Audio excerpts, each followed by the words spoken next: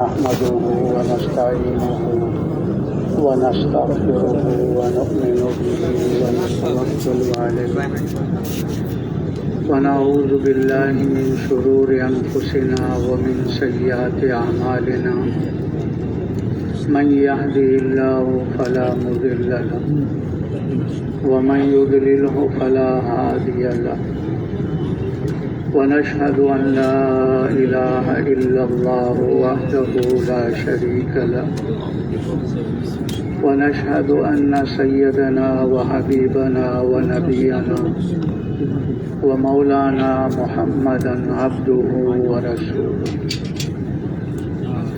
اللهم لك الحمد كما أنت أهله فصل على محمد كما أنت أهله وافعل بنا ما أنت أهله فإنك أنت أهل التقوى وأهل المغفرة يا رب صل وسلم دائما أبدا على حبيبك خير الخلق كلهم أما بعد فأعوذ بالله من الشيطان الرجيم بسم الله الرحمن الرحيم والعصر إن الإنسان لفي خسر إلا الذين آمنوا وعملوا الصالحات وتواصوا بالحق وتواصوا بالصبر وقال الله سبحانه وتعالى كنتم خير أمة أخرجت للناس تأمرون بالمعروف وتنهون عن المنكر وتؤمنون بالله وقال الله سبحانه وتعالى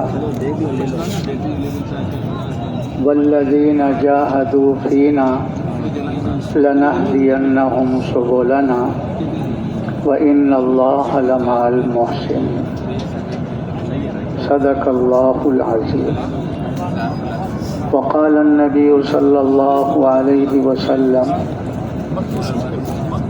من جعل الهموم هما واحدا هم آخرته كفاه الله هم الدنيا وهم الآخرة أو كما قال عليه الصلاة والسلام وقال النبي صلى الله عليه وسلم بلغوا عني ولو آية وقال النبي صلى الله عليه وسلم لغدوة في سبيل الله أو راحة خير من الدنيا وما فيها صدق رسول النبي الكريم ونحن على ذلك من الشاهدين والشاكرين والحمد لله رب العالمين قابل احترام دوستوں بزرگوں بھائیوں، ہمارا اور آپ کا یہاں شب جمعہ کے لیے جمع ہونا یہ کوئی رسمی رواجی نہیں ہے کہ کہیں جمع ہوئے پھر گفتن اور نشستن برخاستن ہو گیا۔ ہمارا اور آپ کا یہاں جمع ہونا ایک بہت اونچے مقصد کے لیے ہے اور ایک بہت اونچے کام کی نسبت سے اور ایک بہت اونچی محنت کے لیے۔ ہمارا اور آپ کا یہاں جمع ہونا نبیوں والی فکر، نبیوں والی محنت، نبیوں والے کام کی نسبت سے ہے۔ جیسا کہ آپ کو پتہ ہے کہ اللہ تبارک و تعالیٰ نے انسانیت کی رہبری اور رہنمائی کے لیے ہر زمانے میں انبیاء علیہ السلام کو بھیجا۔ آدم علیہ نبینا علیہ السلام سے اللہ نے نبیوں کا سلسلہ جاری فرمایا۔ ہمارے اور آپ کے نبی حضرت محمد صلی اللہ علیہ وسلم تک اللہ نے یہ سلسلہ جاری رکھا۔ یہ نبیوں کا سلسلہ اللہ تبارک و تعالیٰ نے انسانیت کی رہبری اور رہنمائی کے لیے، سیدھا راستہ دکھلانے کے لیے، اس راستے پر چلانے کے لیے یہ نبیوں کا سلسلہ اللہ نے جاری رکھا ہوا، کیونکہ اللہ تبارک و تعالیٰ یہ چاہتے ہیں کہ میرے بندے، میری بندیاں میرے پاس جب آئیں تو کامیاب ہو کر آئیں، ایسا نہ ہو کہ وہ ناکام ہو جائے۔ تو اللہ تبارک و تعالیٰ نے کامیابی کا جو راستہ بتلایا ہے وہ اللہ کا دین ہے،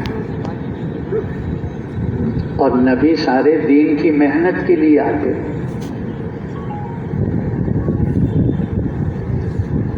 تاکہ انسان دین پر چل کر دنیا اور آخرت میں اللہ پاک سے کامیابی حاصل کرے، کیونکہ اللہ تبارک و تعالیٰ نے انسانوں کی دونوں جہانوں کی کامیابی کو اپنے پورے دین پر چلنے میں رکھی۔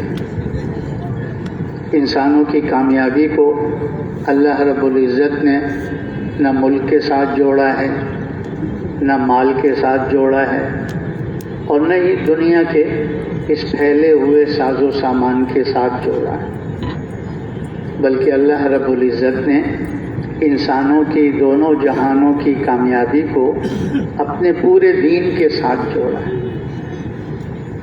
ہر زمانے میں جو انسان کامیاب ہوئے ہیں وہ دین اسلام کی برکت سے ہی کامیاب ہیں، اور آئندہ بھی جو انسان کامیاب ہوں گے وہ بھی دین اسلام ہی کی برکت سے کامیاب ہیں۔ گزشتہ زمانے میں جو انسان بھی ناکام ہو کر گئے ہیں، ان کی ناکامی کا سبب کہ انہوں نے اللہ کے دین کو چھوڑا اور اپنی جی چائی اور منچائی پر چلے، اللہ نے ان کو دنیا میں بھی ناکام کیا اور آخرت میں بھی ناکام کیا۔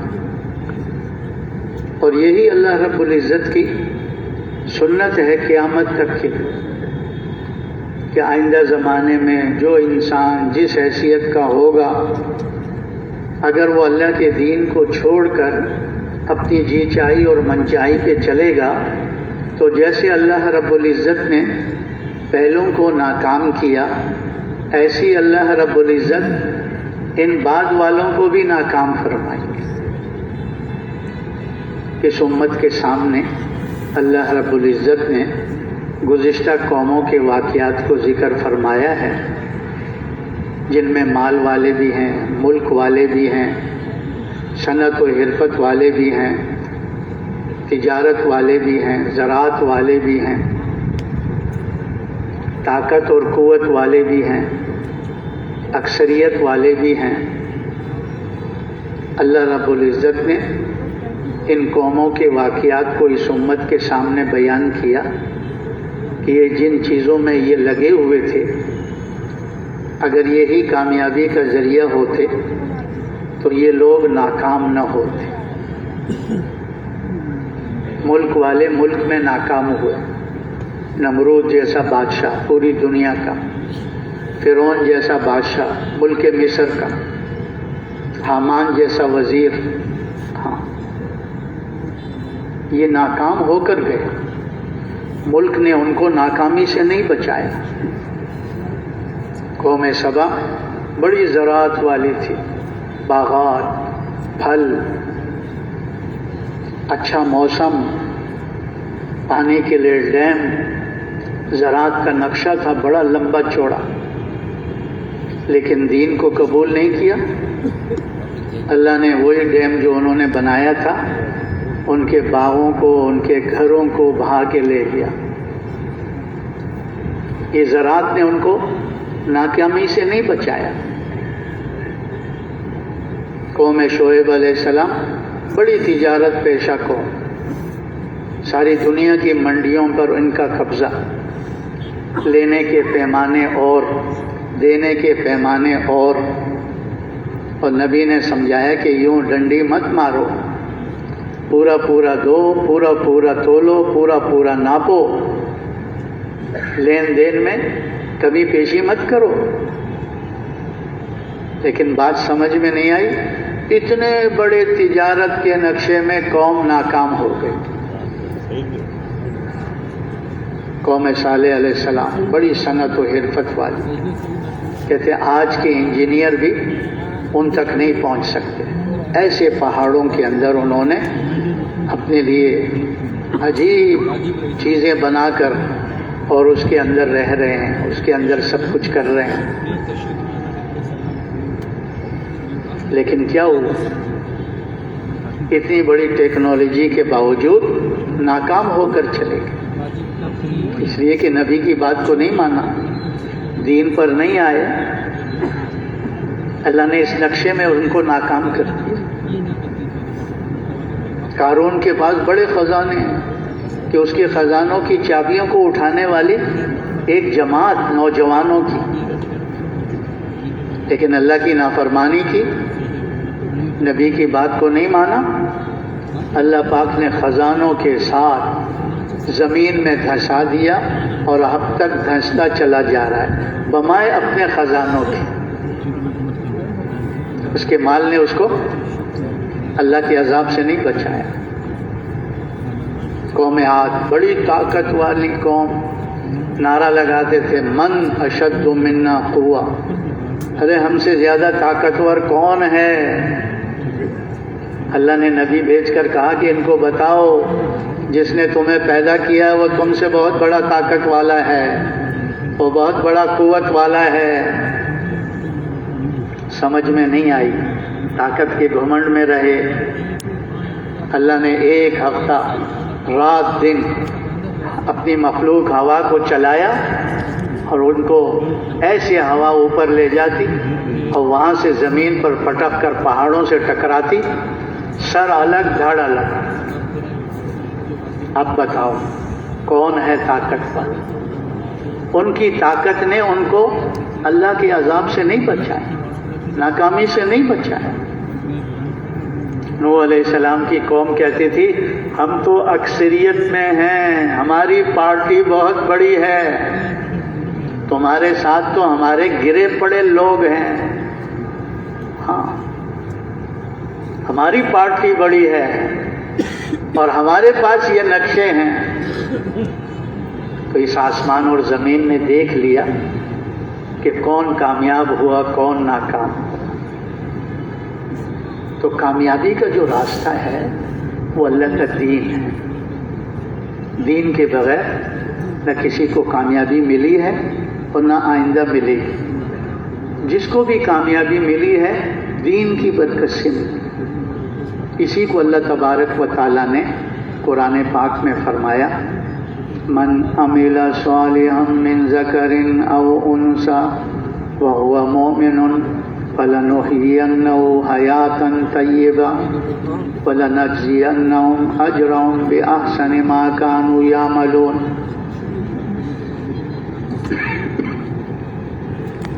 اللہ پاک فرما رہے ہیں کہ جو بھی نیک عمل کرے، یعنی دین اسلام کے مطابق زندگی گزارے، ہاں چاہے مرد ہے چاہے عورت ہے، لیکن بشرطے کہ ایمان والا ہو، اس لیے کہ ایمان کے بغیر کوئی عمل قابل قبول نہیں ہے۔ ایمان ہر عمل کے لیے شرط ہے، ضروری ہے۔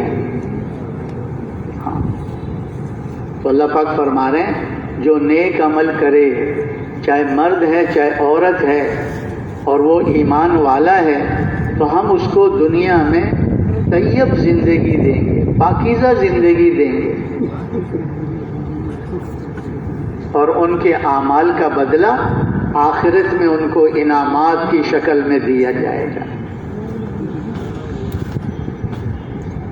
علماء کرام مفسرین حضرات فرماتے ہیں یہ جو دنیا میں اللہ دے رہے ہیں نا، یہ اعمال کا بدلہ نہیں ہے، اعمال کا بدلہ کل آخرت میں اللہ پاک دیں گے۔ اگر کوئی نعمت کی شکل ہے تو جھونگے میں ہے، اور اگر عذاب کی شکل ہے وہ بھی چکھایا جا رہا ہے، چکھایا جا رہا ہے۔ اعمال کا بدلہ تو آخرت میں ملے گا۔ اس کی دو وجہ بتاتے ہیں۔ پہلی وجہ یہ ہے کہ یہ دنیا اتنی چھوٹی سی ہے کہ ایک مومن کے ایک سبحان اللہ کے اجر کو نہیں سما سکتی۔ حدیث شریف کا مفہوم ہے کہ جب مومن بندہ سبحان اللہ کہتا ہے تو اس کی جنت میں ایک درخت لگ جاتا ہے، اور وہ درخت اتنا سایہ دار گھنا ہے کہ 100 سال تک عربی نسل کا گھوڑا اس کے نیچے دوڑتا رہے، اس کا سایہ ختم نہیں ہو۔ اب دنیا میں ایک عربی نسل کا گھوڑا مشرق سے مغرب چند مہینوں میں پہنچ جائے گا، شمال سے جنوب چند مہینوں میں پہنچ جائے گا، چلو چند سال لگا لو۔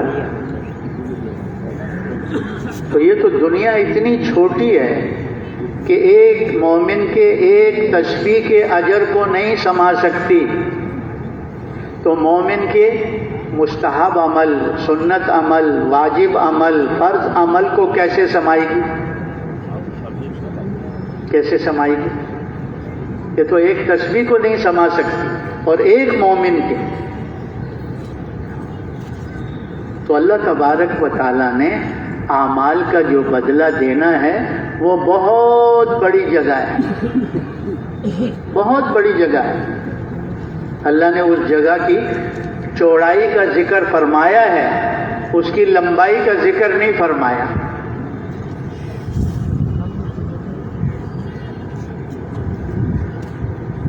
اس جگہ کی جس کو جنت کہتے ہیں، کیا کہتے ہیں؟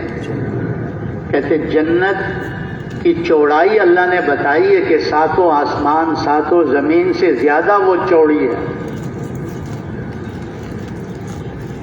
اب یہ 7 آسمان 7 زمین، اللہ اکبر، کہتے ہیں یہ جو آسمانی دنیا ہے نا، یہ زمین سے 500 سال دور ہے، 500 سال کی مسافت پر ہے۔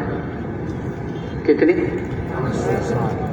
پھر اس کی موٹائی 500 سال ہے، پھر اس سے آگے 500 سال دوسرا، پھر اس کی موٹائی 500 سال، پھر اس سے تیسرے کی 500 سال مسافت، ایسے 7 آسمان، پھر نیچے 7 زمین۔ یہ تو اس جگہ کی، اس جنت کی چوڑائی بتائی ہے۔ کیا فرما رہے ہیں؟ بڑھو ایسی جنت کی طرف جس کی چوڑائی آسمان اور زمینوں سے زیادہ ہے۔ کتنی زیادہ ہے وہ اللہ ہی جانتا ہے۔ تو اللہ نے وہاں ایک مومن کی ایک سبحان اللہ پر ایک درخت لگایا ہے، تو یہ روزانہ جو تسبیحات پڑھ رہے ہیں، پتہ نہیں کتنے باغ لگ رہے ہیں، کتنے باغ لگ رہے ہیں، اور کتنے گھنے اور کتنے پھلدار والے ہوں گے ماشاءاللہ۔ تو اللہ نے اس جگہ عمل کا بدلہ دینا ہے جو بہت بڑی جگہ ہے۔ دوسری وجہ عمل کے بدلے کے لیے کہ اللہ دنیا میں اس لیے عمل کا بدلہ نہیں دیں گے اور عمل کا بدلہ آخرت میں دیں گے، اس کی دوسری وجہ یہ بتاتے ہیں علماء کرام مفسرین حضرات کہ انسان جو دنیا میں آیا ہے یہ ہمیشہ رہنے کے لیے نہیں آیا، یہاں سے جانے کے لیے آیا۔ کیوں بھائی؟ دنیا میں انسان ہمیشہ رہنے آیا۔ اللہ پاک خود فرما رہے ہیں الذی خلق الموت والحیات، پہلے موت کو ذکر کیا پھر حیات کو ذکر کیا۔ تو جانا پہلے طے ہے، آنا بعد میں ہوا ہے۔ الذی خلق الموت والحیات، آنے سے پہلے جانا طے ہو گیا ہے کہ یہاں دنیا میں ہمیشہ نہیں رہنے کے لیے آیا انسان۔ جب یہ انسان دنیا میں ہمیشہ رہنے کے لیے نہیں آیا، اگر اس کے اعمال کا بدلہ اللہ دنیا میں دے دے تو یہ انسان قبر میں پہنچا ہوا ہوگا اور عمل کا بدلہ پیچھے رہ جائے گا، کیونکہ اللہ پاک عمل کا بدلہ کسی نعمت کی شکل میں ہی دیں گے نا. جیسے آتا ہے کہ یہ نماز نعمت کی شکل میں جنت میں جنتی کے ساتھ ہوگی، یہ روزہ نعمت کی شکل میں جنتی کے پاس ہوں گے، یہ زکوٰۃ نعمت کی شکل میں جنتی کے پاس ہوں گے، یہ حج، یہ عمرہ، یہ ماں باپ کی خدمت، یہ ہمسائوں کے ساتھ اچھا سلوک، یہ رشتہ داروں کے ساتھ صلہ رحمی، یہ غریبوں، مسکینوں، یتیموں، بیواؤں کی خبر گیری، یہ سارے احکامات جو پورے کیے ہیں یہ نعمتوں کی شکل میں جنتی کے جنت میں ہوں گے، اور جنتی کے پاس یہ نعمتیں ہوں گی، یہ اعمال ہوں گے نعمت کی شکل میں. تو اگر اللہ عمل کا بدلہ دنیا میں دے دے تو انسان کا جیسے ماں کے پیٹ سے آیا تھا ایسے ہی قبر کے پیٹ میں جانا ہے. کیوں بھائی؟ آدمی جب قبر میں جاتا ہے یہاں سے کچھ لے کر جاتا ہے؟ ماں کے پیٹ سے جیسے آیا تھا ویسے ہی قبر کے پیٹ میں چلا گیا. یہ جو کفن پہناتے ہیں یہ مسلمان کے اکرام کے لیے ہے. جب قبر میں منکر نکیر آتے ہیں نا تو اس کا کفن اتار کر اس سے سوال کرتے ہیں. دنیا کی کوئی چیز اس کے بدن پہ نہیں چھوڑتے. وہ تو مرتے وقت غسل دینے کے وقت کیا کہا جاتا ہے؟ ارے جلدی کرو، اچھی طرح اس کو غسل دو. کیوں؟ کہ یہ دنیا کا میل بھی قبر میں نہ لے جائے. دنیا کی میل کو بھی بولو تو وہ نعمت پیچھے رہ جاتی اور یہ قبر میں پہنچ جاتی. تو اللہ پاک نے ایسی جگہ اعمال کا بدلہ دینا ہے جہاں اس انسان نے ہمیشہ رہنا ہے. کہاں رہنا ہے بھائی؟ بولو. جنت میں رہنا ہے، اور وہاں اعمال کا جو بدلہ ملے گا ہمیشہ اس کے پاس ہوگا اور نعمتوں کی شکل میں ہوگا. یہ جو دنیا میں ہمیں نظر آ رہا ہے نا یہ تو جھونگے میں ہے. جھونگا اور رونگا سمجھتے ہو؟ نہیں سمجھتا ہے. ماں بچے کو بھیجتی ہے کہ جاؤ دکان سے یہ سودا خرید کے لے آؤ. بچہ دکاندار کے پاس آتا ہے اور وہ چیز خریدتا ہے تو دکاندار اس کو ایک مٹھی چنے کی بھی دے دیتا ہے، ایک دو ٹافیاں بھی دے دیتا ہے. وہ سودے کے بدلے میں نہیں ہوتا. اس کو کہتے ہیں جھونگا اور رونگا. اس کو کیا کہتے ہیں؟ تو دنیا تو جھونگے اور رونگے میں ہے. اعمال کا بدلہ تو آخرت میں ملے گا. تو اللہ تبارک و تعالی دنیا میں طیب زندگی عطا فرمائیں گے. اور طیب زندگی کیا ہے؟ کہ انسان جو دنیا میں چاہتا ہے نا وہ ساری اللہ نے اس میں بیان کر دی. ہر انسان کیا چاہتا ہے؟ کہ مجھے عزت مل جائے، مجھے چین مل جائے، مجھے سکون مل جائے، مجھے اطمینان مل جائے، مجھے راحت مل جائے، مجھے عافیت مل جائے. ہر انسان کی دل کی چاہت یہ ہے کہ نہیں؟ بولو. سارے انسانوں کی دل کی چاہت یہی ہے. اور جس محنت میں بھی لگا ہوا ہے نا اس کا مقصود یہی ہے یہ 4 دن کی زندگی آرام سے گزر جائے. جو بھی جس محنت میں لگا ہوا ہے وہ اپنی محنت سے کیا چاہتا ہے؟ اطمینان چاہتا ہے، راحت چاہتا ہے، عافیت چاہتا ہے، عزت چاہتا ہے. تو اللہ پاک نے فرمایا جو ایمان اور اعمال صالحہ اختیار کرے گا اسے ہم دنیا میں پاکیزہ زندگی، طیب زندگی دیں گے. بعض قرآن کی آیتیں، بعض قرآن کی آیتوں کی تفسیر ہے. ایک آیت فرماتے ہیں الذین آمنوا تطمئن قلوبهم بذکر اللہ، الا بذکر اللہ تطمئن القلوب. کہ ایمان والوں کے دلوں کو سکون اللہ کی یاد سے ملتا ہے. اور میں غور سے سن لو دلوں کا سکون اللہ کی یاد میں ہے، اللہ کے ذکر میں ہے۔ مفسرین علماء اکرام فرماتے ہیں یہاں ذکر سے مراد صرف تسبیح نہیں ہے،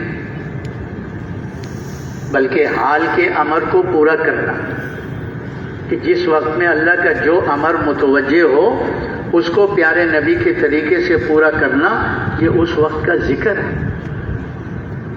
اللہ تبارک و تعالی موسیٰ علیہ السلام سے فرما رہے ہیں نماز کو قائم کرو میری یاد کے لیے۔ نماز کیا ہے؟ اللہ کی یاد ہے، اللہ کا ذکر ہے۔ روزہ کیا ہے؟ اللہ کی یاد ہے۔ زکوٰۃ کا حکم کیا ہے؟ اللہ کی یاد کے لیے۔ حج کا حکم کیا ہے؟ اللہ کی یاد کے لیے۔ ماں باپ کی خدمت کیا ہے؟ اللہ کی یاد کے لیے۔ ہمسایوں کے ساتھ اچھا سلوک کرنا اللہ کی یاد کے لیے۔ رشتہ داروں کے ساتھ صلہ رحمی کرنا اللہ کی یاد کے لیے۔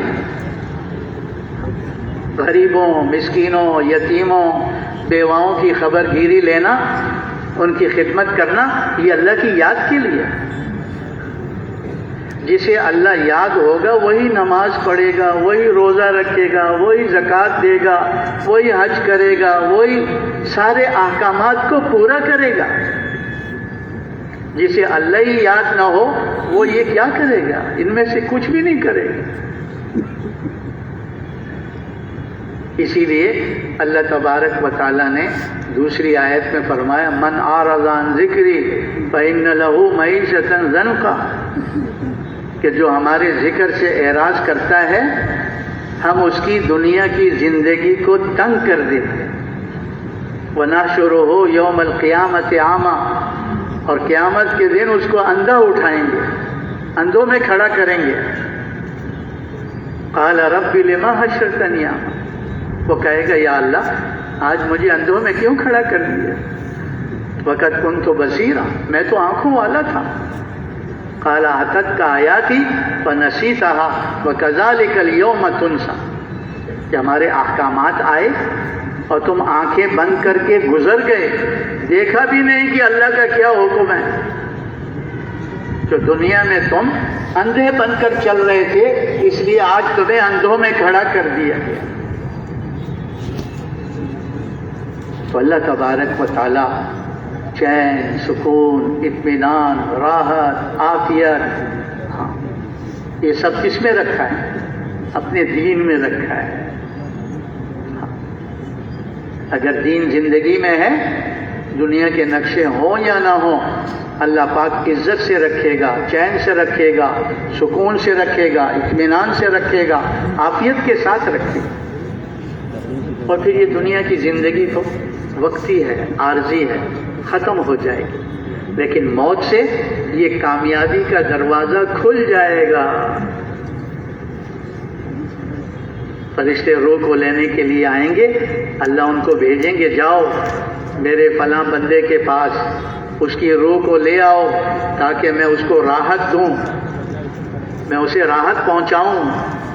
اس نے بہت مشقت اٹھا لی، اپنے نفس کے خلاف لڑتے ہوئے، شیطان کے خلاف لڑتے ہوئے، میرے احکامات کو پورا کرتے ہوئے اس نے بڑی دنیا میں مشقت اٹھا لی۔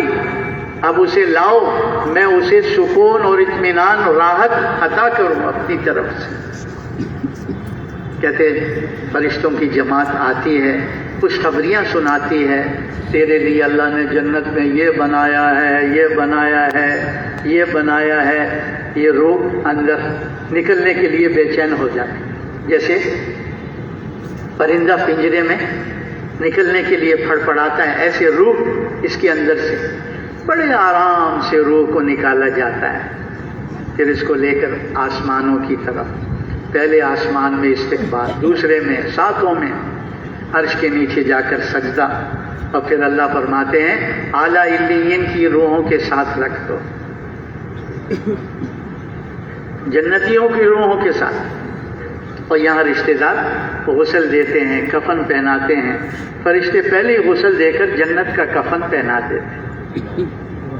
اور جب اس کو قبر میں اتارا جاتا ہے، قبر کھل جاتی ہے، کشادہ ہو جاتی ہے، जन्नत का बाग बन जाती है कि जन्नत की खिड़की खुल गई, खुशबुएं हवाएं आ रही हैं, जन्नत का बिस्तरा बिछ गया।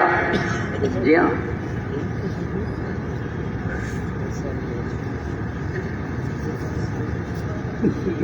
और जब कब्र से अल्लाह उठाते हैं चेहरा 14वीं चांद से ज्यादा चमकता, अल्लाह की हम्द व सना करते हुए उठता है। और क़यामत के दिन अल्लाह अर्श के नीचे जगह अता फरमाए, नूर के मिंबर पर बिठाएं, मुश्क और अंबर के टीलों पे सैर करवाएं। लोग फिक्रमंद होंगे, अल्लाह इसको क़यामत की बेफिक्री नसीब फरमाए। इसलिए कि अल्लाह अपने बंदों पर दो फिक्रें जमा नहीं करता, जो दुनिया में फिक्रमंद होगा वो आखिरत में बेफिक्र होगा, और जो दुनिया में बेफिक्री से चलेगा वो आखिरत में फिक्रमंद होगा।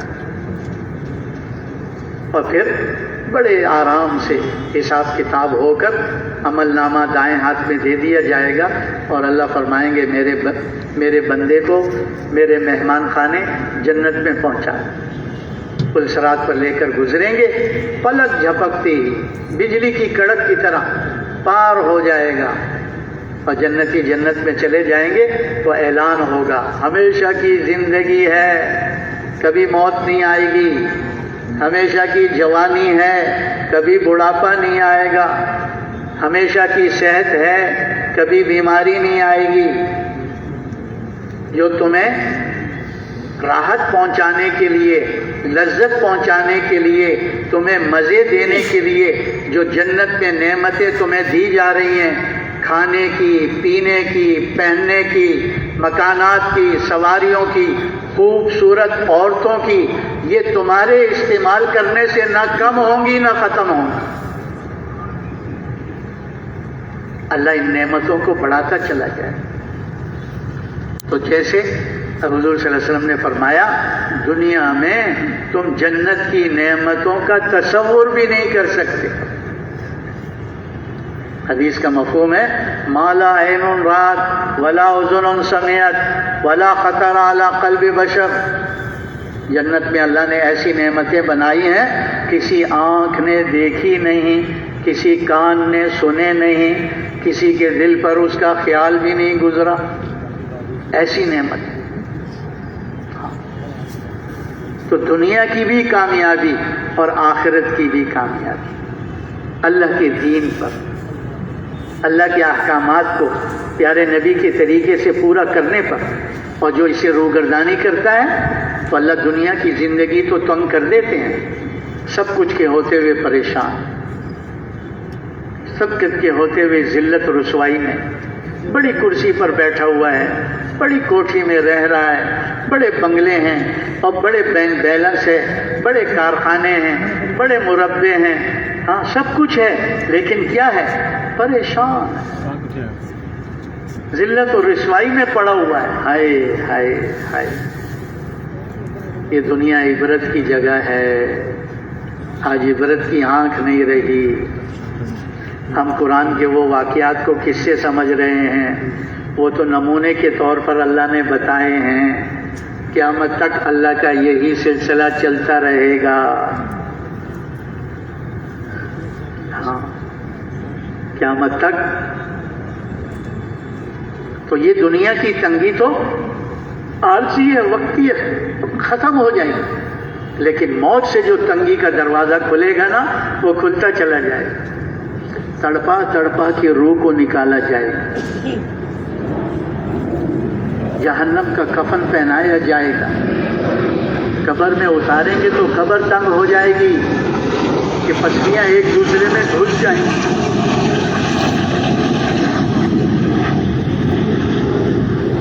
कब्र की जिंदगी परेशानी होगी, परेशानी, पल भर भी चैन नहीं होगा कब्र में। जहन्नम का गड़ा बन जाएगी कब्र इसके लिए।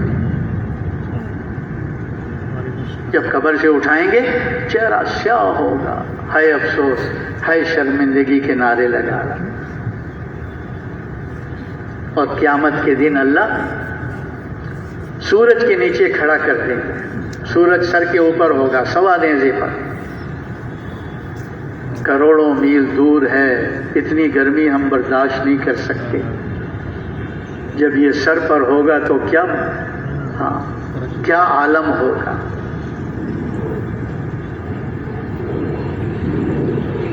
اپنے پسینے میں ڈوبے ہوئے ہوں، اپنے گناہوں کے بقدر حساب سختی سے ہوگا، اور سینہ چھیل کر بائیں ہاتھ کو پیچھے کھینچ کر اللہ اس کی کتاب اس پر لگوا دیں گے، رکھ دو اس کے اوپر کتاب اس کی، اور کھینچو اس کو، پھینک دو اس کو جہنم کے اندر۔ فرشتے منہ کے بل گھسیٹیں گے، منہ کے بل پلسرات کے اوپر، یہ ٹکڑے ٹکڑے ہو کر جہنم کی وادی میں پہنچ جائے۔ جہنم کیا ہے؟ اللہ کا جیل خانہ ہے۔ جیسے جنت اللہ کا مہمان خانہ ہے، ایسے ہی جہنم اللہ کا جیل خانہ ہے، نافرمانوں کے لیے اللہ نے بنایا۔ جیسے جنت کی نعمتوں کا دنیا میں آدمی تصور نہیں کر سکتا، ایسی جہنم کی تکلیفوں کا بھی دنیا میں آدمی تصور بھی نہیں کر سکتا۔ ہائے کتنا سخت عذاب ہوگا، کتنی سخت مشقت اور مصیبت میں یہ انسان گرفتار ہوگا۔ حدیث شریف کا مفہوم ہے کہ جہنم کی آگ اس دنیا کی آگ سے 70 درجے تیز ہے، 70 گنا تیز ہے۔ کہتے ایک جہنمی کو جہنم سے نکال کر اس دنیا کی آگ میں ڈال دیا جائے تو اس کو نیند آ جائے گی۔ کوئی ایک انگارہ اپنے ہاتھ پہ رکھ سکتا ہے؟ انگارہ تو دور کی بات، ایک چنگاری برداشت کر سکتا ہے۔ جہنمی اس دنیا کی آگ میں سو جائے گا تو بتاؤ کتنی سخت آگ ہو، وہاں کی بھوک، وہاں کی پیاس، آوازیں لگائے گا، اور سینکڑوں سال کے بعد داروغہ کہیں گے کیا کہتا ہے بدبخت؟ کہتے بھوک لگی ہے، کہتے یہاں کچھ بھی نہیں ہے، یہ کانٹے دار زقوم ہے، کھانا ہے تو تمہیں دے دیتے ہیں، کہا یہی دے دو۔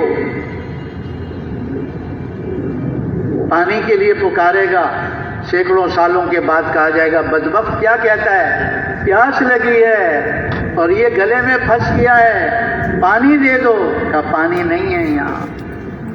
یہ تم جہنمیوں کے بدن سے جو خون اور پیپ نکل رہا ہے یہی کھول رہا ہے، ماؤن حمیم ماؤن سدید، یہ پینا ہے تو پلا سکتے ہیں تمہیں، کہ یہی دے دو۔ کہتے ساری مخلوقات کی بھوک اور پیاس کو ملایا جائے، ایک جہنمی کی بھوک اور پیاس کا مقابلہ نہیں کر سکتے۔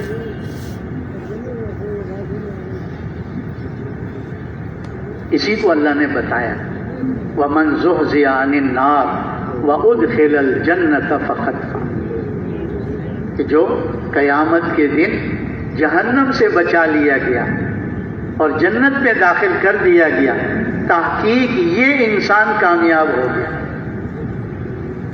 آج تو بڑے نعرے لگ رہے ہیں، میں کامیاب، میں کامیاب، میں کامیاب۔ یہ تو مرنے کے بعد پتہ چلے گا کہ کون کامیاب، اللہ اس کے رسول کس کو کامیاب بتا رہے ہیں۔ یہ تو کل مرنے کے بعد پتہ چلے گا کہ گھوڑے پر سوار تھے یا گدھے پر سوار تھے۔ ہاں، تو کامیابی کا جو راستہ ہے وہ اللہ کا دین ہے۔ دین کے بغیر نہ کسی کو کامیابی ملی ہے اور نہ آئندہ ملے گی۔ جس کو بھی کامیابی ملی ہے دین کی برکت سے ملے گی، اور جس کو بھی آئندہ ملے گی کس کی برکت سے ملے گی؟ مال سے ملے گی، ملک سے ملے گی، یہ دنیا کے نقشوں سے ملے گی، دین کی برکت سے ملے گی۔ ہاں، دین کی برکت سے ملے گی۔ اور یہ جو دین ہے نا، دین کس کو کہتے ہیں؟ اللہ تعالیٰ نے انسان کو سر سے لے کر پیر تک کا یہ جسم دیا ہے، اس میں مختلف اعضاء بنائے ہیں، آنکھیں ہیں، کان ہے، زبان ہے، دل دماغ ہے، ہاتھ پیر ہیں، ان سے متعلق اللہ نے احکامات دیے۔ اس جسم کے صحیح استعمال کا نام دین اسلام، اور اس کے غلط استعمال کا نام یہ بے دینی۔ اس کے غلط استعمال کا نام، اللہ نے آنکھیں دی ہیں نا، اس سے متعلق احکامات بھی دیے۔ کیا؟ قل للمؤمنین یغضوا من ابصارہم ویحفظوا فروجہم، نبی جی ان ایمان والوں کو بولو، بتاؤ کہ راستہ چلتے ہوئے اپنے نظروں کی حفاظت کرو، اللہ کی حرام کردہ چیزوں کو نہ دیکھو۔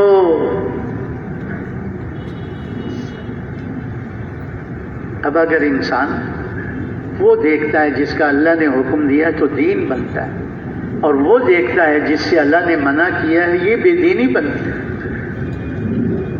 زبان سے متعلق اللہ پاک کے احکامات ہیں، کیا بولنا ہے کیا نہیں بولنا۔ اللہ فرما رہے ہیں سچ بولو جھوٹ نہ بولو۔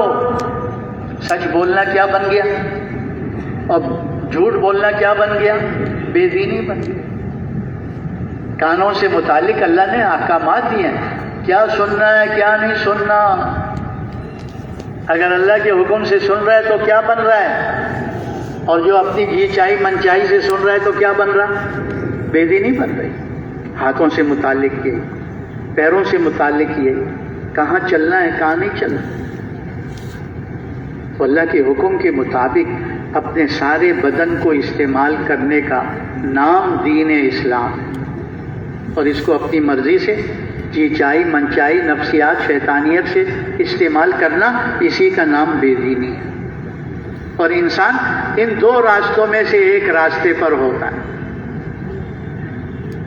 اس کا دیکھنا سننا بولنا پکڑنا چلنا یا تو دین بن رہا ہے اگر اللہ کے حکم کے مطابق، اور اگر نہیں تو پھر یہ بے دینی بن رہی، درمیان میں اور کوئی راستہ نہیں۔ اگر اس کا جسم کا استعمال اللہ کے حکم کے مطابق بن رہا ہے ہو رہا ہے تو یہ دین بن رہا ہے، اور جب یہ انسان دین پہ چلتا ہے، اپنے وجود کو دین کے طور پر استعمال کرتا ہے احکامات پر، تو اللہ پاک اس بندے سے راضی ہو جاتے ہیں، خوش ہو جاتے ہیں۔ اور جس بندے سے اللہ راضی ہو جائے اللہ اس کی دنیا بھی بنا دیتے ہیں، اللہ اس کی آخرت بھی بنا دیتے ہیں۔ اور جو انسان اپنی جی چاہی من چاہی پہ چل رہے ہیں، خواہشات کو پورا کر رہا ہے، نفسانیت پر چل رہا ہے، شیطان کے پیچھے لگا ہوا ہے، تو ایسے انسان سے اللہ ناراض ہو جاتے ہیں، جو اس کے حکم کو چھوڑ کر شیطان کے حکم پر چل رہا ہے، جو اس کے حکم کو چھوڑ کر نفس کے حکم پر چل رہا ہے اللہ کا بندہ، اللہ کا بندہ بن کر چلنا تھا، اور یہ بن گیا نفس کا بندہ، اور یہ بن گیا شیطان کا بندہ۔ تو جب آدمی بے دینی پر ہوتا ہے تو اللہ ایسے بندے سے ناراض ہو جاتے ہیں، اور جس بندے سے اللہ ناراض ہو جائے اللہ اس کی دنیا بھی بگاڑ دیتے، اللہ اس کی آخرت بھی بگاڑ دیتے، دنیا بھی گئی، خسرت دنیا والآخرہ۔ اب یہ جو دین ہے نا، یہ انسانوں کی زندگی میں محنت سے آتا ہے، بغیر محنت کے دین انسانوں کی زندگی میں نہیں آتا۔ قرآن کریم میں اللہ پاک فرما رہے ہیں والذین جاہدوا فینا لنہدینہم سبلنا وان اللہ لمع المحسنین۔ اللہ پاک فرما رہے ہیں جو ہمارے دین کے لیے کوشش و محنت کرتے ہیں، جد و جہد کرتے ہیں، ہم ان کو ہدایت کے راستوں پہ چلا دیتے ہیں۔ کیا مقصد؟ کہ جب اللہ تبارک و تعالی ہدایت کا نور نصیب فرماتے ہیں، دل کے اندر ہدایت کا نور آتا ہے، اللہ پاک اس سینے کو اسلام پر چلنے کے لیے کھول دیتا ہے۔ وَيَشْرَحْ صَدْرَهُ لِلْإِسْلَامِ، جسے اللہ ہدایت دیتے ہیں انہیں اللہ شرح صدر بھی نصیب فرما دیتے ہیں۔ کیا مقصد؟ دین پہ چلنا ان کے لیے آسان ہو جاتا ہے، جیسے سیدھے راستے پہ چلنا آسان ہوتا ہے۔ اور جب دل میں ہدایت کا نور نہ ہو تو پھر دین پہ چلنا بہت مشکل معلوم ہوتا ہے، کیونکہ اللہ تبارک و تعالی کفر و شرک کی وجہ سے یا کلمہ تو پڑھ لیا لیکن فسق و فجور میں گناہوں میں لگا رہا، اس کی وجہ سے سینے کو اللہ تنگ کر دیتے ہیں۔ پھر ایسے انسان کو، ایسے بندے کو دین پہ چلنا اتنا مشکل معلوم ہوتا ہے جیسے آسمان پہ چڑھنا مشکل۔ کہتے بھلا آسمان پر بھی کوئی چڑھ سکتا ہے؟ کیونکہ اللہ نے سینے کو تنگ کر دیا۔ نماز مشکل معلوم ہو رہی ہے، روزے کا حکم مشکل معلوم ہو رہا ہے، زکوٰۃ کا حکم مشکل معلوم ہو رہا ہے، حج کا حکم مشکل معلوم ہو رہا ہے، باقی احکامات، معاملات، معاشرت، قضا کے اعتبار سے مشکل معلوم ہو رہے ہیں، کیونکہ اللہ نے سینے کو تنگ کر دیا۔ تو یہ جو ہدایت کا نور ہے نا، یہ ہر انسان کی دنیا میں سب سے پہلی ضرورت ہے اور سب سے اہم ضرورت ہے۔ اللہ نے انسانوں کے ساتھ دنیا میں ضرورتیں لگائی ہیں، کھانے کی ضرورت انسان کو، پینے کی ضرورت انسان کو، پہننے کی ضرورت انسان کو، مکان کی ضرورت انسان کو، سواری کی ضرورت انسان کو، شادی کی ضرورت، ہاں انسانوں کو ضرورت ہے۔ ان ساری ضرورتوں میں سے سب سے اہم ضرورت دنیا میں ہدایت کے نور کو حاصل کرنا ہے، اس لیے کہ ہدایت کے نور کے ملے بغیر آدمی دین پر نہیں چل سکتا، اور دین پر نہیں چلے گا تو دنیا میں بھی ناکام ہوگا، آخرت میں بھی ناکام ہوگا۔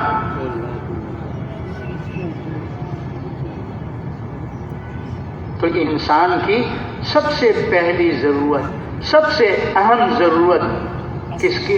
کون سا نور حاصل کرنا ہے بھائی؟ مال کا نور، ملک کا نور، ہاں جی، دنیا کے پھیلے ہوئے نقشوں کا نور حاصل کرنا ہے، ہاں ہدایت کا نور حاصل کرنا ہے۔ یہ انسان کی سب سے پہلی اور سب سے اہم ضرورت، اسی لیے اللہ پاک نے اس کے مانگنے کو فرض قرار دیا ہے۔ ویسے تو اللہ پاک ارشاد فرما رہے ہیں مانگو مجھ سے، میرے خزانے بھرے ہوئے ہیں، سب کچھ میرے پاس ہے، ہر چیز کے مانگنے کا اللہ فرما رہے ہیں مانگو مجھ سے، لیکن اور کسی چیز کے مانگنے کو فرض قرار نہیں دیا سوائے ہدایت کے مانگنے کو۔ ہم سورہ فاتحہ پڑھتے ہیں نماز کی ہر رکعت میں، اللہ کی حمد و ثنا پڑھنے کے بعد اللہ پاک سے کیا مانگتے ہیں؟ اہدنا الصراط المستقیم، کہ اللہ ہمیں تو سیدھے راستے پہ چلا دے، وہ ہدایت کا راستہ ہمیں اس راستے پہ چلا دے۔ وہ راستہ کن کا ہے؟ انعمت علیہم، جن پر تو نے انعام کیا۔ وہ کون ہیں؟ نبیین، صدیقین، شہداء، صالحین، اور ہمیں غیر المغلوب ولا الضالین، ہمیں ان جن پر تیرا غضب ہوا اور جو گمراہ ہوئے ان کے راستوں سے ہمیں بچائیے، یہود کے راستے سے بچائیو، نصارہ کے راستے سے چاہیے. یہود پر تیرا غضب ہوا اور نصارہ گمراہ ہوئے, ان دونوں سے ہماری حفاظت فرمائی, ان کے راستے سے بچائی. نبیوں والے راستے پہ چلانا, شہداء والے راستے پہ چلانا, صدیقین والے صالحین والے راستے پہ ہمیں چلانا. تو ہدایت کا مانگنا اللہ نے فرض قرار دیا ہے. اور یہ ایسی چیز نہیں ہے کہ اللہ پاک بغیر طلب کے دے دے. اللہ کی سنت کیا ہے؟ وَيَهْدِي إِلَيْهِ مَن يُنِيبُ وَيَهْدِي إِلَيْهِ مَنْ أَنَابَ. جس میں طلب ہوتی ہے اللہ اس دل میں ہدایت کا نور ڈالتے ہیں. جو دل اللہ کی طرف پھرتا ہے, اللہ کو دیکھتا ہے, اس دل میں اللہ ڈالتے ہیں ہدایت کا نور. جو دل اللہ کے غیر کی طرف پھرا ہوا ہے، غیر سے اثر لے کر چل رہا ہے، اللہ پاک ایسے دل کی طرف توجہ بھی نہیں فرماتے۔ جو دل مخلوق کے اثر سے چل رہا ہے، یہ دل اللہ پاک کے نزدیک نجس اور ناپاک ہے۔ تو ہدایت کا جو نور ہے یہ طلب پر ملتا ہے، اور اس طلب کو پیدا کرنے کے لیے تاکہ لوگوں کے دلوں کا رخ اللہ کی طرف پھرے اور اللہ اس دل میں ہدایت کا نور ڈالے، اللہ پاک نے ہر زمانے میں، کیونکہ ہدایت کو اللہ نے نبیوں والی دعوت والی محنت کے ساتھ جوڑا ہے۔ جب قومیں گمراہ ہو جاتی نا تو اللہ ان میں نبی بھیجتے تھے، ہاں، اور نبی آ کر دعوت کی محنت فرماتے تھے، اور دعوت کا نتیجہ ہدایت کا نور دلوں میں آنا۔ ہاں، دعوت کا نتیجہ ہدایت، اور ہدایت کا نتیجہ دین، اللہ کے احکامات، نبی کے طریقے، اس کے مطابق زندگی گزارنا، اور دین کا نتیجہ حیات طیبہ دنیا میں اور آخرت میں بڑے بڑے انعامات۔ جب قوم گمراہ ہو جاتی، شیطان ان کو گمراہی کے راستے پہ ڈال دیتا، تو اللہ نبی کو بھیجتے، جاؤ میرے بندوں پہ محنت کرو، ان کو مجھ سے ملا دو، میرا تعلق حاصل کر لیں، میرے حکم کو پورا کرتے ہوئے، میرے دین پر چلتے ہوئے، تاکہ دنیا اور آخرت کے نقصان سے بچ جائیں۔ تو نبی آتے، دعوت دیتے، اللہ ان کو ہدایت دیتے، ہدایت کے ملنے پر دین پر چلتے۔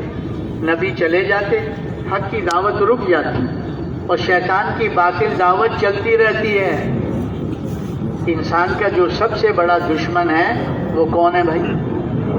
اور کھلا دشمن ہے، کھلی دشمنی کا اظہار کیا شیطان نے انسان سے، عدو مبین، اللہ نے بتایا تمہارا کیا ہے، یہ کھلا دشمن، اور اس نے قسم بھی کھائی ہے اور قیامت تک کے لیے مہلت بھی لی ہے اللہ سے۔ قسم کیا کھائی ہے کہ آدم کی اولاد کو نہیں چھوڑنا، اپنے ساتھ لے جانا، اور مہلت قیامت تک کی لے لی ہے۔ تو نبی چلے جاتے، حق کی دعوت رک جاتی، شیطان کی باطل دعوت چلتی ہے، تو پھر وہی جو ہدایت پر ہوتے ہیں وہ گمراہ ہو جاتے ہیں۔ شیطان کی باطل دعوت سے شیطان ان کو گمراہی کے راستے پہ ڈالتے، دین رہ جاتا، خواہشات پر چل پڑتے، تو اللہ دوسرے نبی کو بھیج دیتے، پھر حق کی دعوت چلتی، پھر وہ شیطان جو گمراہ کیے ہوئے تھا، پھر اللہ ان کو ہدایت دے کر دین پہ چلنے والا، حق راستے پہ چلنے والا بنا دیتا۔ تو یہ نبیوں کا سلسلہ اللہ نے آدم علیہ نبینا علیہ الصلوۃ والسلام سے چلایا۔ ہمارے اور آپ کے نبی حضرت محمد صلی اللہ علیہ وسلم تک اللہ نے اس سلسلے کو جاری رکھا۔ آپ صلی اللہ علیہ وسلم کو اللہ رب العزت نے خاتم النبیین بنا کر بھیجا، رحمت للعالمین بنا کر بھیجا، کافۃ للناس بشیرا و نذیرا بنا کر بھیجا۔ آپ پر اللہ نے نبوت کے دروازے کو بند فرما دیا۔ آپ صلی اللہ علیہ وسلم کے بعد اب کوئی نبی نہیں آئے گا، نہ ذلی نہ بروجی۔ اللہ نے مضبوط طریقے سے نبوت کے دروازے کو بند کر دیا ہے۔ جو بھی دعویٰ کرے گا جھوٹا ہے، کذاب ہے۔ حضور کے بعد اب کوئی نبی نہیں آئے، اب حضور خاتم النبیین بن کر آئے۔ آپ کے بعد کسی کو نبوت نہیں دی جائے گی، لیکن حضور کے بعد تو انسانیت قیامت تک آتی رہے گی، اور نبی اور رسول کوئی آنے والا نہیں ہے۔ تو آنے والی نسلوں کی رہبری رہنمائی کون کرے گا؟ کون سیدھا راستہ دکھلائے گا؟ کون اس راستے پہ چلائے گا؟ تو ہمارے بڑے فرماتے ہیں اللہ رب العزت نے نبوت کے دروازے کو تو بند فرمایا ہے، لیکن کار نبوت کو اللہ پاک نے بند نہیں فرمایا۔ کار نبوت قیامت تک جاری و ساری رہے گا، جب تک اللہ چاہیں گے۔ پہلے یہ ذمہ داری اللہ نبیوں کو دے کر بھیجتے تھے، اب ختم نبوت کی برکت سے یہ ذمہ داری والا کام اللہ نے امت محمدیہ صلی اللہ علیہ وسلم کے ذمہ لگائے۔ اس امت کو اللہ پاک فرما رہے ہیں کنتم خیر امت اخرجت للناس، اے امت محمدیہ تم بہترین امت ہو۔ کیوں؟ اخرجت للناس، لوگوں کے فائدے کے لیے نکالے گئے ہو، لوگوں کی نفع رسانی کے لیے بھیجے گئے ہو۔ وہ فائدہ نفع رسانی کیا ہے؟ تامرون بالمعروف، نیکی کی طرف بلاتے ہو، یعنی دین اسلام کی طرف۔ وتنہون عن المنکر، بے دینی سے روکتے ہو، گناہوں سے منکرات سے روکتے ہو۔ وتؤمنون باللہ، اور جیسے اللہ کی ذات و صفات پر یقین کرنا، ایمان لانا، ایسے اللہ کی ذات اور صفات پر ایمان رکھنا۔ اسی لیے اللہ رب العزت نے حضور صلی اللہ علیہ وسلم کو حکم دے کے فرمایا قل ھذہ سبیلی ادعو الی اللہ علی بصیرۃ انا ومن اتبعنی وسبحان اللہ وما انا من المشرکین۔ نبی جی اپنی امت کو بتا دو، کیا بتا دو؟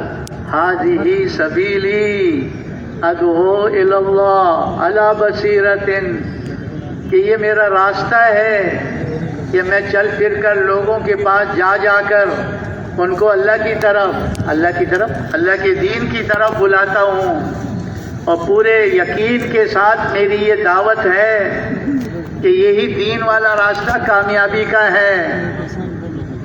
اللہ پاک نے فرمایا آگے بھی ان کو بتاؤ، کیا؟ انا ومن اتبعنی، کہ یہ میرا بھی کام ہے اور جس نے میرا اتباع کیا ان کا بھی یہی کام ہے۔ صاحب جلالین نے اپنی تفسیر میں لکھا ہے من اتبعنی اے من آمن، کہ جس نے کلمہ پڑھا ہے لا الہ الا اللہ محمد الرسول اللہ، وہ من اتبعنی میں داخل ہے، چاہے مرد ہے چاہے عورت ہے، چاہے کالا ہے چاہے گورا ہے، چاہے عرب ہے چاہے عجم ہے، جہاں کا بھی رہنے والا ہے۔ اب اس کی ذمہ داری ہے کہ خود بھی پورے دین پہ چلنا ہے اور اس پورے دین کو پوری دنیا میں پہنچانا۔ اسی لیے ہمارے بڑے فرماتے ہیں دین تو 23 سال میں مکمل ہوا۔ احکامات میں سے سب سے آخری حکم حج کا آیا تھا، اور آپ صلی اللہ علیہ وسلم عرفات کے میدان میں قرآن پاک کی آیت نازل ہو گئی الیوم اکملت لکم دینکم واتممت علیکم نعمتی ورضیت لکم الاسلام دینا۔ اللہ پاک نے فرما دیا آج دین اسلام کو مکمل کر دیا گیا، اب اس میں کوئی کمی پیشی نہیں ہوگی، کوئی ناسخ منسوخ نہیں ہوگا۔ دین کو ہم نے مکمل، شریعت کو ہم نے مکمل کر دیا۔ حضور صلی اللہ علیہ وسلم نے اسی بات کو سمجھانے کے لیے کہ آدم علیہ الصلاۃ والسلام سے دین اسلام چلا تھا، میرے زمانے میں آ کے جوان ہو گیا، یعنی اس کی پیدائش آدم علیہ السلام سے ہوئی اور میرے زمانے میں کیا ہو گیا بھائی؟ بولو بولو بولو۔ جب بچہ پیدا ہوتا ہے تو اس کو ایک کرتا پہنا دیتے ہیں، اور جب بڑا ہوتا ہے تو وہ کرتا چھوٹا ہو جاتا ہے، پھر اس کے ناپ کا جوڑا پہناتے ہیں، سال 2 سال میں وہ بھی چھوٹا ہو جاتا ہے، پھر اس کے ناپ کا جوڑا پہناتے ہیں، سال 2 سال میں پھر چھوٹا ہو جاتا ہے، پھر اس کے ناپ کا جوڑا پہناتے ہیں۔ لیکن جب جوان ہو جاتا ہے تو قد کا بڑھنا رک جاتا ہے۔ اب جو 15 سال میں پہنا ہے 25 سال میں بھی پورا آئے گا، 35 سال میں بھی پورا آئے گا، 45 سال، 55 سال، 65 سال، موت تک وہ سوٹ اس کو پورا آئے گا۔ اللہ نے یہی بتایا کہ دین اسلام کو مکمل کر دیا گیا، اب اس میں کوئی کمی پیشی نہیں ہو۔ اور اللہ فرما رہے ہیں یہ اللہ کی بڑی نعمت ہے جسے اللہ نے تمہارے لیے پسند کیا، اس دین اسلام کو اللہ نے بڑی نعمت کیوں بتایا؟ کہ اس ایک نعمت کی وجہ سے نہ ختم ہونے والی نعمتیں ملنے والی ہیں۔ اس ایک نعمت کی برکت سے دنیا میں، قبر میں، حشر میں، پل صراط پر اور جنت میں ہمیشہ ہمیشہ نعمتیں ملتی رہیں گی، اس دین اسلام کی برکت۔ اس لیے یہ بڑی نعمت اللہ نے بتائی، اور کیا فرمایا؟ اسے اللہ نے تمہارے لیے پسند کیا۔ کس نے پسند کیا؟ اللہ کون ہے؟ ہمارے خالق ہیں، ہمارے مالک ہیں، ہمارے رازق ہیں، ہمارے رب ہیں۔ اس اللہ نے ہمارے لیے دین اسلام کا راستہ پسند کیا ہے۔ اس اللہ نے ہمارے لیے زندگی گزارنے کا طریقہ دین اسلام بتایا، ہمارے لیے پسند کیا۔ تو دین تو 23 سال میں مکمل ہوا، لیکن دین کی محنت پہلے دن سے حضور صلی اللہ علیہ وسلم نے شروع کروائی۔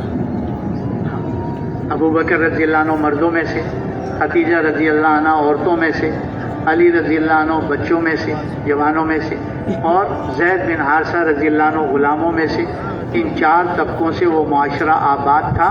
حضور صلی اللہ علیہ وسلم نے پہلے دن سے ہی ان کو اس محنت پہ ڈال دیا اور ان کو بتا دیا، انا خاتم النبیین لا نبی بعدی ولا امت بعدی، کہ میں آخری نبی ہوں، میرے بعد اب کوئی نبی نہیں آئے گا، اور تم آخری امت ہو، تمہارے بعد اب کوئی امت آنے والی نہیں ہے۔ تو ہمارے بڑے فرماتے ہیں، حضور صلی اللہ علیہ وسلم کی محنت، حضور صلی اللہ علیہ وسلم کے طریقے سے جب بھی ہوگی، اللہ دین کو دنیا میں پھیلائیں گے۔ اور جب حضور کی محنت، حضور کے طریقے پر امت چھوڑ دے گی، تو دین دنیا سے نکلنا، ختم ہونا، مٹنا شروع ہو جائے۔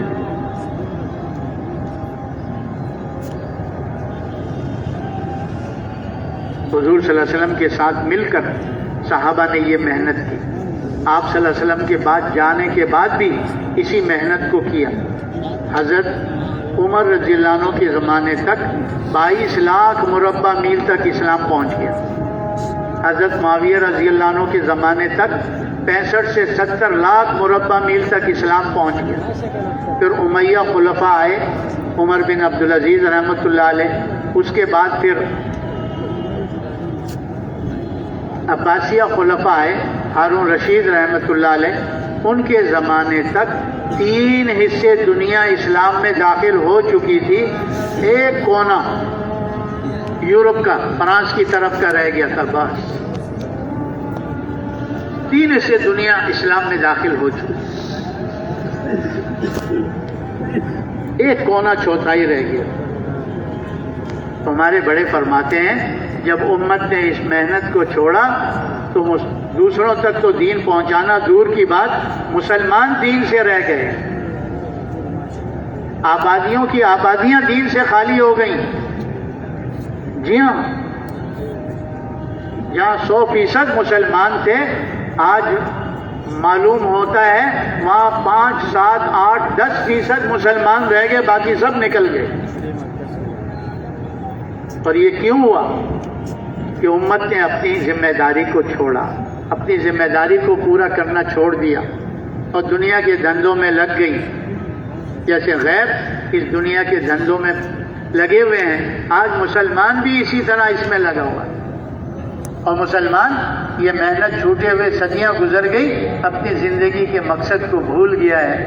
آج مسلمان کہتا ہے میں تاجر ہوں، میں زمیندار ہوں، میں کارخانے دار ہوں، میں دکاندار ہوں، میں انجینئر ہوں، میں ڈاکٹر ہوں، میں صدر ہوں، میں وزیر ہوں۔ یہ نہیں کہتا کہ میں مسلمان، میں حضور کا امتی، اور حضور صلی اللہ علیہ وسلم والا کام میرا کام۔ اتنا بھولا ہوا ہے آج مسلمان۔ جی تو یہ جو پوری دنیا کے اندر دعوت و تبلیغ کی محنت ہو رہی ہے، اس سے ہمارے بڑے فرماتے ہیں یہ 2 ہدف حاصل کرنے کے لیے۔ پہلا ہدف، حضور صلی اللہ علیہ وسلم نے امت مسلمہ کو دین کے اعتبار سے جس سطح پر چھوڑا تھا، یہ امت دوبارہ اسی سطح پر دین کے اعتبار سے آ جائے۔ حضور نے امت کو پورے دین پر چھوڑا تھا. ہر مسلمان اللہ کے ہر حکم کو پیارے نبی کے طریقے سے پورا کرتے ہوئے زندگی گزار رہا تھا. اور دوسرا ہدف کہ امت کو حضور صلی اللہ علیہ وسلم نے اس محنت میں جس سطح پر چھوڑا تھا، دعوت والی محنت پر، اس سطح پر یہ امت دوبارہ آ جائے. حضور صلی اللہ علیہ وسلم نے امت کو چلے 4 مہینے پر نہیں، سال 7 مہینے پر نہیں، بلکہ امت کو اللہ پر، اللہ کے دین پر جان دینے کے لیے تیار کیا تھا. کہ ہر مسلمان کا یہ جذبہ تھا کہ میرا سب کچھ لگ جائے، اللہ کا دین ساری دنیا میں زندہ ہو جائے. یہ ان کے ہر مرد کا، ہر عورت کا، ہر جوان کا، ہر بوڑھے کا، ہر بچے کا، ہر بچی کا یہی جذبہ تھا کہ ہمارا سب کچھ لگ جائے، اللہ کا دین ساری دنیا میں زندہ ہو جائے، حضور کے امتی جہنم سے بچ کر جنت میں جانے والے بن جائیں. اس لیے وہ اپنا سب کچھ قربان کرنے کے لیے لگا کے دکھا کر گئے، اپنا سب کچھ قربان کر دیا. تو ہمارا ہدف یہ ہے کہ ہر مسلمان کو چلے 4 مہینے تو اس کا ذریعہ ہے، کس پر تیار کرنا ہے. حاجی عبدالوہاب صاحب رحمۃ اللہ علیہ فرمایا کرتے تھے، ہماری محنت کا خلاصہ کیا ہے کہ ہر مسلمان کو اللہ پر جان دینے کے لیے تیار کرنا ہے کہ حضور کے طریقے سے اللہ پہ جان دینے والا بن جائے. آج ملک پہ جان دے رہا ہے، مال پہ جان دے رہا ہے، دنیا کی چیزیں نقشوں پہ جان دے رہا ہے. یہ مسلمان کس پر جان دینے والا بن جائے؟ بولو، کس کے دین پر جان دینے والا بن جائے؟ ہاں، کہتے وہی جان قیمتی ہوتی ہے جو اللہ پر لگ جائے، اللہ کے دین پہ لگ جائے. بتاؤ، شہادت کی موت سے بڑی موت ہے کوئی؟ بولو بولو. حضور صلی اللہ علیہ وسلم کی دل کی تمنا کہ اللہ میں تیرے راستے میں جاؤں، شہید کر دیا، پھر زندہ کیا جاؤں، پھر شہید کیا جاؤں، پھر زندہ کیا جاؤں، پھر شہید کیا جاؤں. شہادت پر بات کو چھوڑا. یہ پیارے نبی کے دل کی تمنا تھی کہ اللہ پر میری جان لگ جائے، اللہ کے دین پر میری جان لگ جائے، اللہ کے راستے میں مجھے موت آ جائے. اور یہی جذبہ ہر صحابی کے دل میں ہے، چاہے وہ مرد تھا، چاہے وہ عورت تھی، چاہے وہ جوان تھا، چاہے وہ بوڑھا تھا، چاہے وہ بچہ تھا، چاہے وہ بچی تھی. ہر ایک کا یہی جذبہ تھا کہ ہماری جان قربان اللہ کے دین پر، اللہ پر ہماری جان بھی قربان. ایک صحابی کو نصرانی بادشاہ نے قید کر لیا، ان کی جماعت کو. تو کسی نے بتایا کہ اس میں ایک حضور صلی اللہ علیہ وسلم کا شاگرد بھی ہے، صحابی، اس کو اسلام سے ہٹا دو، اپنے مذہب میں لے آؤ، تاکہ ہم اپنے لوگوں کو دکھا سکیں، اپنے لوگوں کو دکھا سکیں کہ اگر اسلام سچا مذہب ہوتا تو یہ حضور کا شاگرد کیوں اسلام کو چھوڑ کر ہمارے نصرانیت کو قبول کر لیا، عیسائی بن گیا. اس سے ہم اپنی عوام کو روک لیں گے، ورنہ ہماری عوام ہمارے ہاتھ سے نکل رہی ہے، اسلام میں داخل ہو رہی ہے. تو اس کو اپنے مذہب میں لے لو، مرتد کر دو اس کو. تو کفر کی پہلی تو لالچ ہوتی ہے. بادشاہ نے صحابی کو لالچ کیا کہا؟ آدھی سلطنت اور شہزادی کا رشتہ دوں گا، تم اسلام کو چھوڑ دو، نصرانی بن جا، عیسائی بن جا. صحابی نے کیا کہا کہ اتنی دیر کے لیے تم کہو آنکھیں بند کروں، اسلام سے نکل جاؤں، پھر آنکھیں کھولوں اور اسلام میں. اتنی دیر کے لیے بھی میں اسلام کو چھوڑنے کے لیے تیار نہیں. اور کفر کا دوسرا حربہ ڈرانا، خوف پیدا کرنا. تو بادشاہ نے کہا اس کو کھڑا کر کے تیر چلاؤ، اس پر مارنا نہیں، ڈرانا، تاکہ ڈر کر یہ ہماری بات مان لے. وہ کھڑے، تیر ادھر ادھر سے گزر رہے ہیں، اپنے کھڑے ہیں، مست ہیں اللہ کی یاد میں. یہ جان تو جا رہی ہے، جانیں گے کس پر جا رہی ہے جان؟ بولو کس پہ جا رہی ہے؟ مقصد پہ جا رہی ہے، مقصد پہ جا رہی ہے۔ اس سے مبارک موت کیا ہوگی؟ اس سے بڑی اور کون سا موت کا رتبہ اور درجہ ہوگا؟ تو دیکھا ڈر نہیں رہا، تو انہوں نے میٹنگ کر کے ان کے جماعت میں سے ایک کو پکڑا اور کھولتے ہوئے پانی کے کڑائی میں ڈال دیا تاکہ اس کے سامنے واقعی موت آ جائے تو یہ ڈر جائے۔ تو جب دیکھا ساتھی پانی میں گیا، روح پرواز کر گئی، بدن گل گیا، ہڈیاں گوشت الگ الگ ہو گیا، تو یہ کھڑے دیکھ رہے تھے، ان کی آنکھوں میں سے آنسو آ گئے۔ تو انہوں نے جا کے بادشاہ کو بتایا، ڈر گیا ہے، رو رہا ہے۔ بادشاہ نے کہا جلدی لاؤ جلدی لاؤ۔ جب لے کر گئے تو بادشاہ نے کہا ہماری وہی پہلی بات ہے، شہزادی بھی ملے گی، آدھی سلطنت بھی ملے گی۔ تو اس نے کہا میری بھی پہلی بات ہے، آنکھ بند کروں اسلام سے نکلوں، آنکھ کھولوں دوبارہ اسلام میں، اتنی دیر کے لیے بھی اسلام کو چھوڑنے کے لیے تھی۔ تو کہا پھر رویا کیوں تھا؟ کہا رویا میں اس لیے کہ ایک ہی جان ہے اور تم ایک ہی دفعہ اس کو کڑائی میں ڈال دو گے۔ میں تو اس لیے رویا تھا کہ میرے بدن پر جتنے بال ہیں یہ میری جانیں بن جائیں اور تم ایک ایک کر کے میری اس جانوں کو اس میں ڈالتے رہو ڈالتے رہو۔ تو آدمی اپنے بدن کے بالوں کو گن سکتا ہے؟ بولو گن سکتا ہے کہ میری اتنی جانیں ہو جائیں اور تم ایک ایک کر کے اس کڑائی میں ڈالتے رہو، میری ہر جان اللہ پہ قربان، میری ہر جان کس پہ قربان؟ تو مسلمان جو ہے وہ موت سے ڈرنے والا نہیں ہے۔ مسلمان کے لیے تو موت تحفہ ہے۔ تحفہ کیوں بتایا؟ کہ اس پل پر سے گزر کر محبوب رب سے ملاقات ہے۔ موت کے پل پر سے گزر کر کس سے ملاقات؟ بولو اللہ سے ملنے سے بڑھ کر کوئی چیز ہے؟ بولو بولو بولو۔ کہتے جو بندہ اللہ سے ملنے کا متمنی ہوتا ہے اللہ بھی اس کے ملنے میں خوش ہوتا ہے۔ تو موت کے پل سے تو گزرنا ہے۔ تو حضور صلی اللہ علیہ وسلم نے امت کے پہلے طبقے کو چلے 4 مہینے 7 مہینے پہ نہیں چھوڑا تھا۔ ہر ایک کا یہ جذبہ تھا کہ ہمارا سب کچھ لگ جائے، اللہ کا دین ساری دنیا میں زندہ ہو جائے۔ نہ جان کی پرواہ کی، نہ مال کی پرواہ کی، نہ وطن کی پرواہ کی، نہ بیوی بچوں کی پرواہ کی، نکل گئے اور شیروں کی طرح۔ کس طرح؟ شیروں کی طرح، کسی مخلوق سے اثر نہیں لیتے، کیونکہ ان کے ساتھ کون تھا؟ بولو کون تھا؟ ہاں، اللہ کی مدد ان کے ساتھ، اللہ کی نصرت ان کے ساتھ۔ کیوں؟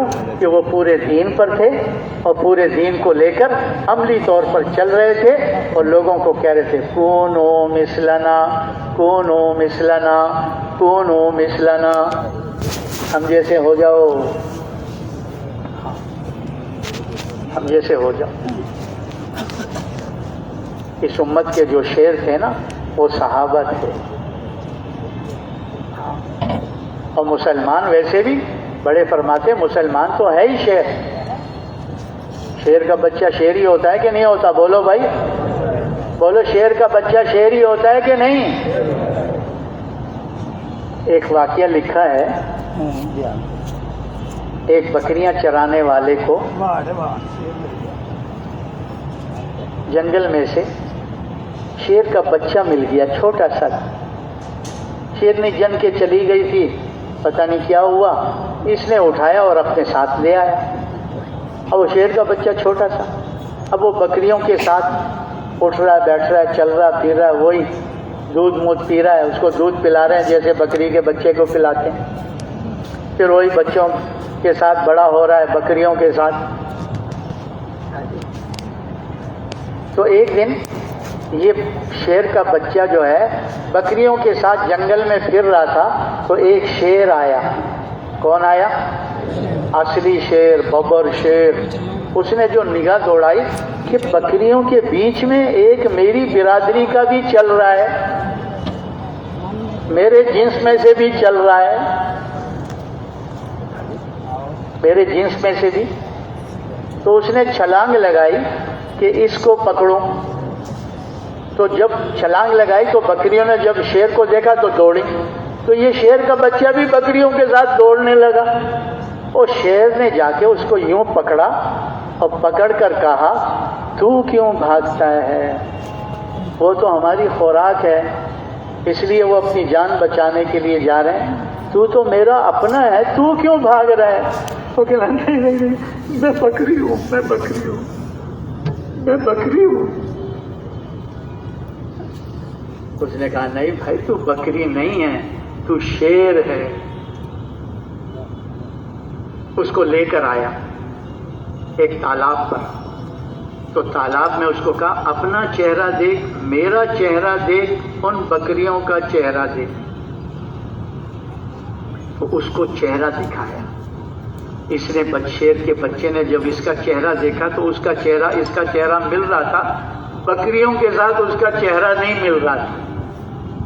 تو اس شیر نے کہا دھاڑ لگا دھاڑ. تو شیر کے اندر تو ویسی اللہ نے وہ رکھی ہوئی ہے. تو وہ جب دھاڑا تو جو اس کے ساتھ چلنے والی تھی اور بھاگی اور بھاگی. تو آج مسلمان بیچارہ جو ہے، ہائے ہائے، جس ماحول میں چل رہا ہے، جن کے ساتھ چل رہا ہے، مقصد سے دور، محنت سے دور، جیسے وہ میوں میں کر رہے میں آج مسلمان بھی میں کر رہے ہیں. اپنی پہچان ہی بھول گیا ہے. جنگل کا شیر ہے، جنگل کا شیر. کیا ہے؟ بولو کیا ہے؟ تو جب اس کو تالاب پہ لا کے دکھایا نا، اور پھر اس نے جو دھاڑ ماری ہے تو بکریاں دم دبا کے اور بھاگ گئی. مولانا یوسف صاحب رحمۃ اللہ علیہ کے بارے میں سنا. حجاز کے سفر سے کراچی تشریف لائے تھے تو مکی مسجد میں شب جمعہ ہوتا تھا اور حضرات بھی وہیں آ کے ٹھہرتے تھے. پھر ان کی تشکیلیں ہوتی محلوں میں جا کر. تو ایک دن رہبر ان کو لے جا رہا تھا تو گارڈن روڈ پر گزر رہے تھے. کہاں گزر رہے تھے؟ تو بڑی دیوار ہے، لمبی دیوار ہے. تو حضرت نے رہبر سے پوچھا یہ کیا ہے، اتنی لمبی دیوار، اتنی اونچی دیوار؟ کہا حضرت چڑیا گھر ہے. حضرت نے پوچھا شیر ہے؟ کہا ہاں حضرت شیر بھی ہے. کہا چلو ایک نگاہ میں اس کو دیکھنا چاہتا ہوں. کیا کرنا چاہتا ہوں؟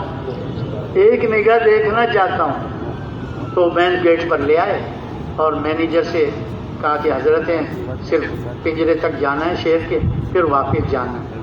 تو گیٹ کھول دیا، گاڑی کے ساتھ لے آئے. اب وہ شیر پنجرے میں پھر رہا ہے. ہاں جی، وہیں کیا ہے، وہیں کھانا پینا، گوشت کے ٹکڑے بھی، پانی بھی وہیں پڑا ہوا ہے، وہیں اس کا پیشاب پخانا اور پھر رہا ہے. اور چھوٹے چھوٹے بچے جو ہیں وہ چھوٹی چھوٹی لکڑیاں لے کر اس کے پنجرے میں یوں کر رہے تھے کہ وہ آواز نکالے تو ہم سنیں. ان کو کہہ رہے تھے، وہ شیر کو ڈرا رہے تھے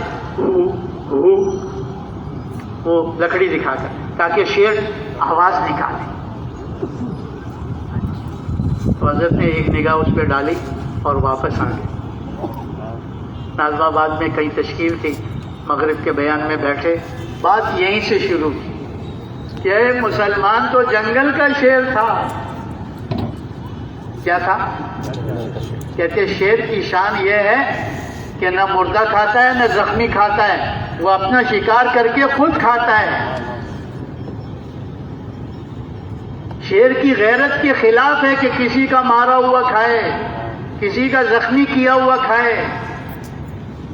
یہ شیر کی شان کے خلاف ہے.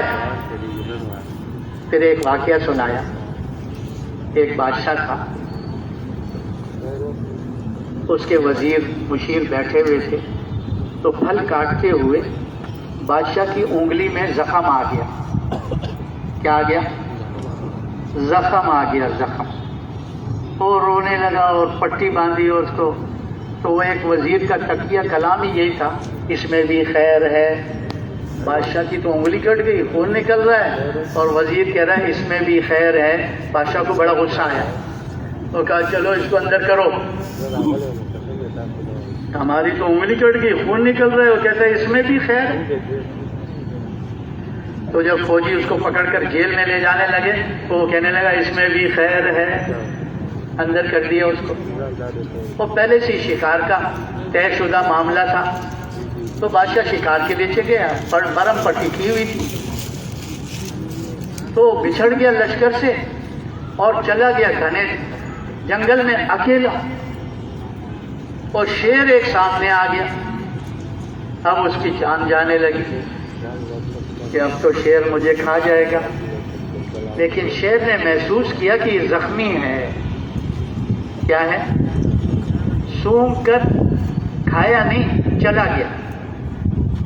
बादशाह बड़ी मुश्किल से अपने लश्कर में पहुंचा और पहुंचते ही महल में कहा वजीर को निकाल के लाओ, जिसने कहा था इसमें भी खैर है। ये जो कट गई है ना, इसमें भी खैर है, लाओ वजीर को। वो खैर मैंने देख ली अपनी आंखों से। जब वजीर को लेकर आए तो कहने लगे कि भाई तूने उंगली कटने पर कहा था ना, तो मुझे गुस्सा आ गया था, लेकिन वो जो तूने खैर कहा था, खैर अल्लाह ने मुझे दिखा दी। जंगल में शेर आ गया और उसने मुझे सूंघा, जख्मी देखा तो छोड़ के चला गया, क्योंकि शेर जख्मी को नहीं खाता, मुर्दे को नहीं खाता। उसकी शान के खिलाफ है, उसकी गैरत के खिलाफ है। लेकिन बादशाह ने कहा जब तुझे मैंने जेल का आर्डर किया और तुझे सिपाही पकड़ के ले जा रहे थे, तो तूने उस वक्त भी कहा था इसमें भी खैर है। वो कौन सी खैर है?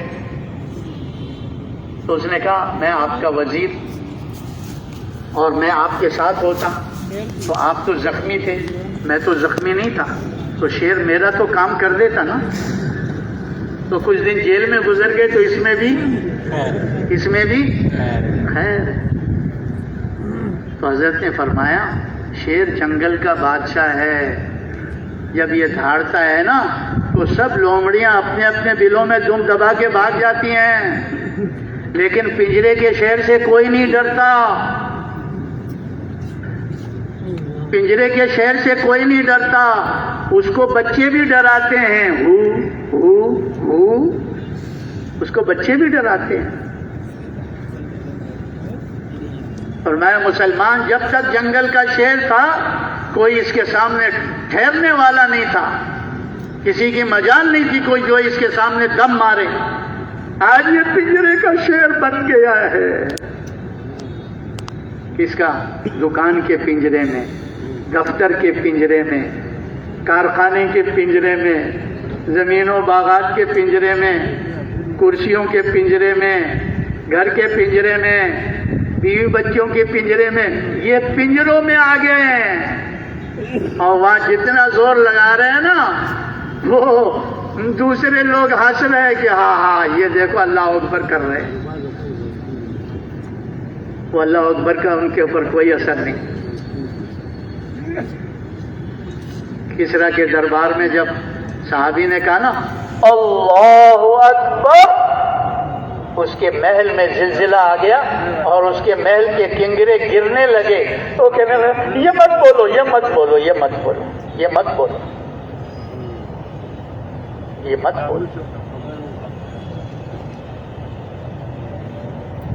तो मौलाना यूसुफ साहब रहमतुल्लाह ने फरमाया आज मुसलमान जिस माहौल में चल रहा है ना, बकरियों के माहौल में, अपने जान बचाने की फिक्र और चक्कर में पड़ा हुआ है और दुनिया की थोड़ी सी जिंदगी उसके सामने है, ना अल्लाह सामने है, ना अल्लाह का दीन सामने है, ना आखिरत की जिंदगी सामने है। अरे निकालो इनको इस माहौल से, लाओ इनको तालीम के हलकों में, लाओ इनको दावत के हलकों में और इनको इनके असलाफ का चेहरा दिखाओ कि तुम इनके औलाद हो, तुम शेर के बच्चे हो, गीदड़ के बच्चे नहीं हो, लोमड़ियों के बच्चे नहीं हो। इनको इनका चेहरा दिखाओ। تاکہ ان کا چہرہ اور اپنا چہرہ دیکھیں، ان بکریوں کا لومڑیوں کا چہرہ بھی دیکھ لیں، مکاروں کا۔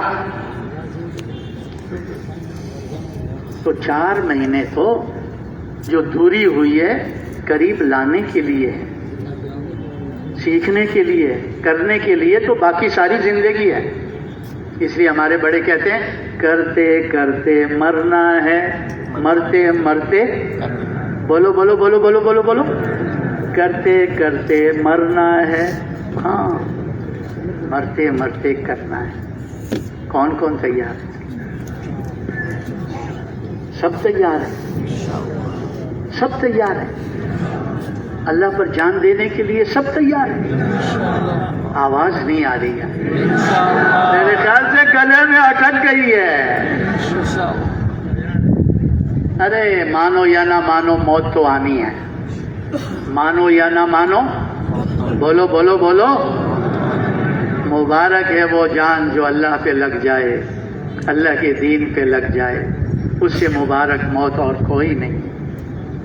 ہاں ورنہ اس گارے مٹی پہ تو لوگوں کی جانیں لگ رہی ہیں، مر رہے ہیں لوگ، مر رہے ہیں لوگ۔ تو اب اس مجمع میں سے بڑے کہتے ہیں اس کام کو سیکھنے کے لیے، کرنے کے لیے 4 مہینے لگانے پڑتے ہیں، پھر مقصد بنا کے کیا جاتا ہے۔ جب اللہ کے دین کا تقاضا آ جائے اس کام کو اپنا کام بنائے۔ تو جو صبح سے نقد تیار ہے وہ کھڑے ہو جائیں 4 مہینے کے لیے، سالانہ چلے کے لیے، جس طریقے سے کموں پیش اوقات کے لیے۔ بھائی جانے کے لیے نہیں کہا، ان کو بٹھا دو بھائی ادھر